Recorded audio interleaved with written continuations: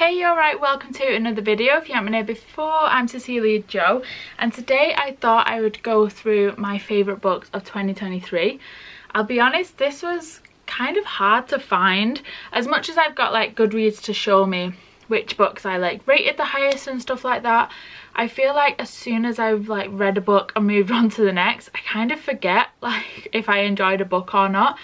So I found this video kind of hard to find books for. Also, out of the, I think it's around 140 books that I've read, only 10 I think it was I rated 5 stars, and one of which was the first Harry Potter, which was a reread. So yeah, there's not a lot of 5 stars, but I have got 15 books which I really enjoyed this year. A lot of them I've read more recently, to be honest, because like I say, I just kind of forget like if I enjoyed books or not. But I have got 15 that I really enjoyed. Most of them are 4 stars, I think, and then we've got some of the 5 stars in there, or it might have been 4.5, or you know, between 4 and 5 stars, because obviously Goodreads you can only give full stars. So yeah, I thought I would just go through some.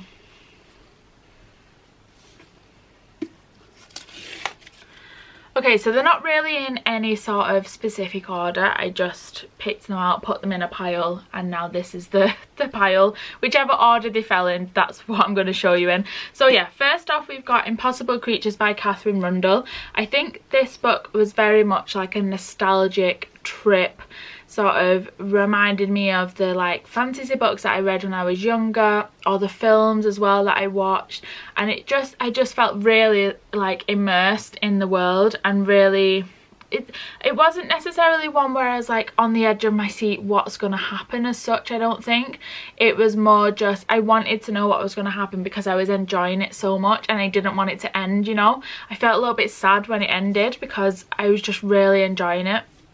I would love to see it turned into like a film. I think it would just be really like beautiful and magical if it was a film. But yeah, I really enjoyed it. It is a children's fiction, so it's not necessarily like high stakes. It's not loads of going on. It's just a really nice, lovely, easy to read book, like I say, that you can just escape. It's very immersive. You can just escape and read for a little bit. So yeah, I really enjoyed it. I did give it 5 stars. I would recommend everyone read it. It did win Waterstone's Book of the Year. So yeah, that was Impossible Creatures, Katherine Rundell.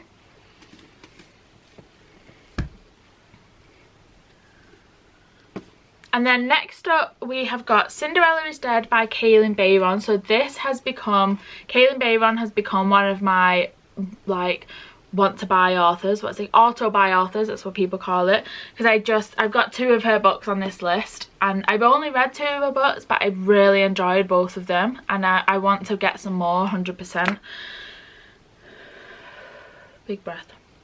So yeah, this is Cinderella is Dead. It's definitely not a fairy tale retelling. It's kind of set, I think it's 200 years, something like that. It's a few generations after Cinderella, and it's this town that all believe in the story of Cinderella, and they sort of all like live by that story, and they're sort of told that it's kind of like the men in the town kind of run it, and the women are seen as inferior, and they sort of have to do what the men are telling them to do, and all the girls between 16 and 18 have to go to this ball to find the husband, and it kind of follows it from there.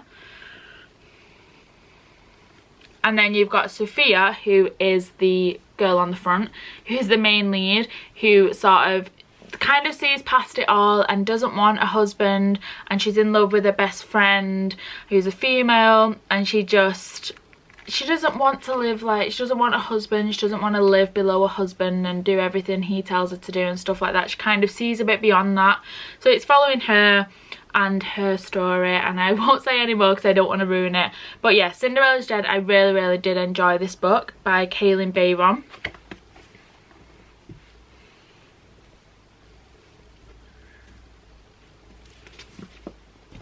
And then the next book by Kailyn Bayron as well is You're Not Supposed to Die Tonight. This was the first book I read by her, and this is it's set in like a simulation of a horror film. It's kind of like a haunted house kind of thing where the people are paying to get scared, but it's it's not just a house, it's like a whole sort of set. It's in a forest type thing in the woods, and yeah, it's kind of like paid actors and they're there to be scared, but the people who've paid to be scared don't know that some of the people they're with are actually paid actors who are actually playing a character.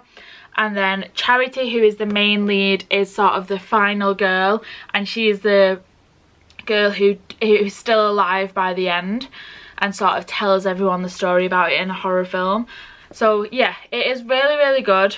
It starts off as a simulation, and then, this isn't a spoiler because it's on the blurb, but her colleagues end up being murdered and it's kind of turns into an actual horror film. So yeah, it's really good. I think if you're a fan of horror films, it does make like a few references here and there. I'm not really a fan of horror films, but I did really, really enjoy this book, and it's a really quick read. It's such a thin book, but it's really enjoyable. It's a real like page turner. I wanted to know what was going to happen next. So yeah, that's You're Not Supposed to Die Tonight by Kaylin Bayron as well. And then next up we have got the first one in a series, the Caraval series by Stephanie Garber, is just called Caraval. So this is the first book in a trilogy.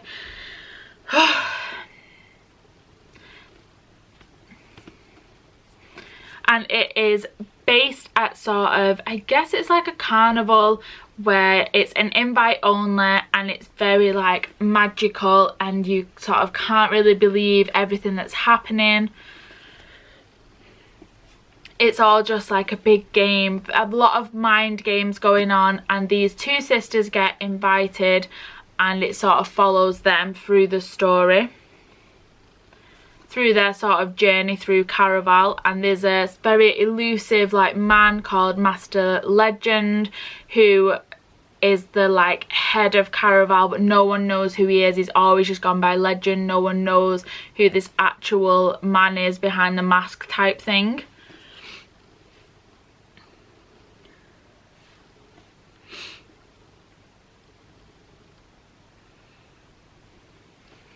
And if you end up winning Caraval, the prize is a single wish. That's sort of the like magic of it, and you can get anything that you wish for. So yeah, it's the first one in the trilogy. I really enjoyed the trilogy, but I do think the first one is still my favourite because it was the sort of introduction to the world and all the magic surrounding Caraval, and it just really was like, really got me involved in, like, invested in the story, and I wanted to read the other two. And yeah, I just really enjoyed it. Very easy to read as well.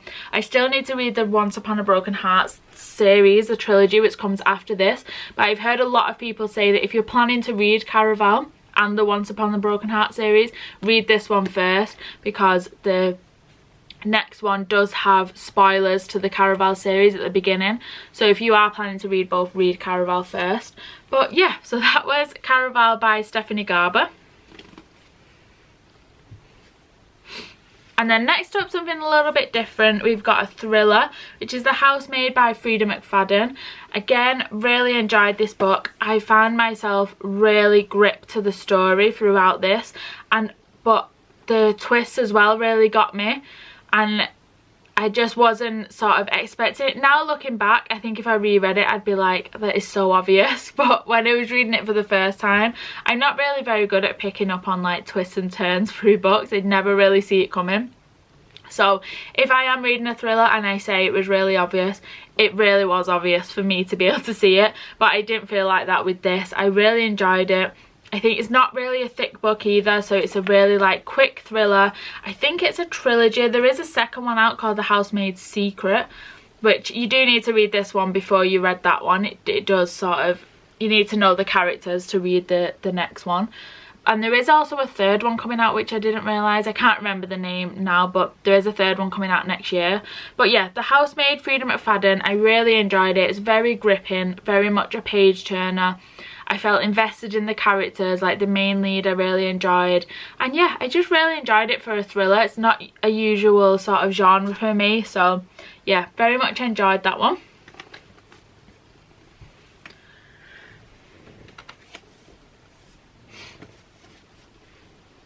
Then next up, we've got one in another series, which is the Inheritance Game series, but this is the second one, the Hawthorne Legacy. I think this one, well, I don't think, I know this one was my favourite in the series. I'll be honest, I can't 100% remember what happened in this one and why it was my favourite compared to the others. I think, so the Inheritance Game series is based on Avery, who has inherited this old man's estate, like his house, is all his money. I think he had like hotels and a plane or something like that. He had an awful lot of stuff, and she inherited it all, but no one really knows why, because he has got a family. He's got 4 grandsons that should have really inherited it. So no one really knows why Avery has. She's just like a random girl who doesn't even know the man who's given her all this stuff when he passed away. So that's kind of where it's following, but he leaves them like clues. There's a lot of games, a lot of puzzles, mind games, stuff like that, which I really love reading. And I think this one just had a lot more of that, maybe. That's why I enjoyed it so much more. But I do really, really enjoy the series. There is a 4th one called The Brothers Hawthorne, which I wasn't a massive fan of. But the main 3 of the Inheritance Games trilogy, I really didn't. The main 3, there's only 3 in a trilogy, but you know what I mean. The main 3 in the series, then The Brothers Hawthorne is kind of like a spin-off. So the main 3 I did really enjoy, but Hawthorne's Legacy was definitely my favourite one. I think I gave this 5 stars and the others were like 4 or 4 point something, but this one got 5 stars. So yeah, it was definitely my favourite, but you can't read this without reading the Inheritance Games. You have to read the first one first. But yeah, it was the Hawthorne Legacy by Jennifer Lynn Barnes. And then next up we've got a little witchy romance. So we've got Payback's a Witch by Lana Harper. This is part of a series called The Witches of Thistle Grove, I think it's called. Is that right? Yeah. Which I think has 4 books now, or it might be 5. I can't remember. It might be 5 books now actually. But this is the first one. I think they're all interconnected standalone, so you don't necessarily have to read it, but it's kind of your introduction to Thistle Grove, and it's just a really nice witchy romance. I'm pretty sure, if I remember rightly, the romance was between 2 women who are both witches, I want to say, or maybe just one was a witch. I can't completely remember, but I really enjoyed it. Oh, goodness me.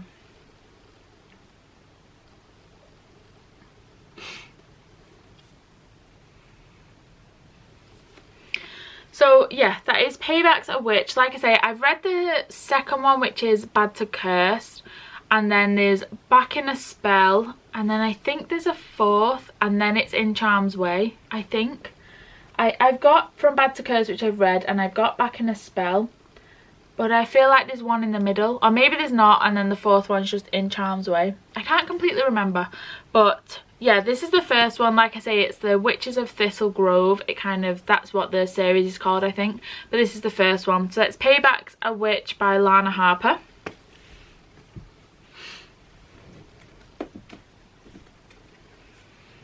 And then we have just got 2 books left, which I think are probably my favourite reads of the year. They're definitely in the top 5. But there might even be places 1 and 2, I'm just not sure which one's which. But they're definitely in my top 5. And one of them is Legends and Lattes by Travis Baldry. So this follows Viv, who is an orc, who is sort of like a warrior. And she's fighting all the time with this big axe thing that she has. And she decides she's had enough of that and she wants to open a coffee shop in a town where nobody knows what coffee is. Nobody's heard of it. So it's called a cozy fantasy. It's very like, not loads going on, but it's just people discovering like what coffee is. It's just very like wholesome, lovely book that I just found I really escaped. It was exactly what I needed when I read it. So I just really, really enjoyed it. I thought it was such a lovely read.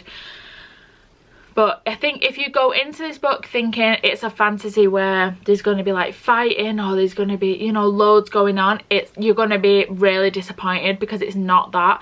It's really low stakes. It says on it, high fantasy, low stakes, good company. It's just there's not loads going on. Like, this orc's opening a coffee shop, that is the basics of it, and she's learning how to run a coffee shop, and then they like discover different things that to us are what happens in a normal coffee shop, like that biscuits will go great with coffee, or they can do takeout and stuff like that. So it's really like I say, low stakes, not loads going on, it's just very cozy. I really enjoyed it. I thought it was just a really lovely book to read, I thought. So I really enjoyed it. I loved the characters. So yeah, that was Legends and Lattes, Travis Baldry. And then last but not least, we have got Happy Place by Emily Henry. So this one I read very, very recently. I did a vlog on it. So this one, I want to say Goodreads Romance of the Year, I think it was. And obviously I've seen people on like BookTok, BookTube, Bookstagram, all that, read it ages ago and enjoyed it. But I don't know why, I just never like picked it up to read. I bought it when it round about when it first came out. I just never picked it up to read it, but I did really, really enjoy it. It was just a really lovely romance. It was about, I guess it was a second chance romance, but you're following, I can't remember the names now, you're following two people. I remember he had a unusual name that I've not heard before, Harriet and Wynne. So you're following Harriet and Wynne, who have broken up, but they don't want to tell the friends because they go into what is their happy place, and it's this like cabin in the woods sort of like for the summer, but they don't want to tell the friends that they've broken up. But the story follows their like origin story and how they were friends first, and then they decided they wanted to get together, and they were sneaking behind the friends' back because they didn't want it to, you know, ruin the friendship or anyone to be angry at them. And then it follows them sort of present day, where they've broken up. They were together for, I want to say it was like 8 years or something like that. It was a long time, and then they'd broken up but they didn't want to tell anyone, and it kind of follows the two like moments in time, which I really enjoyed. I love being able to see their origin story, but also where they were sort of going present day, like having to pretend that they were still in love, and then behind closed doors they were like bickering. It just felt like a real romance, not like a cheesy romance where you sort of know what's going to happen, you know. So I really enjoyed that aspect. So yeah, that was Happy Place, Emily Henry, and they were my favourite books of this year. I feel like I've had a good reading year, but then when I look back on books, I think, oh, out of 140 books, only 10 have I given 5 stars. So I'm hoping next year I can give out some more 5 stars. Hopefully I enjoy books a little bit more. I'm going to try and venture out a bit. But yeah, they were my favourite books of this year.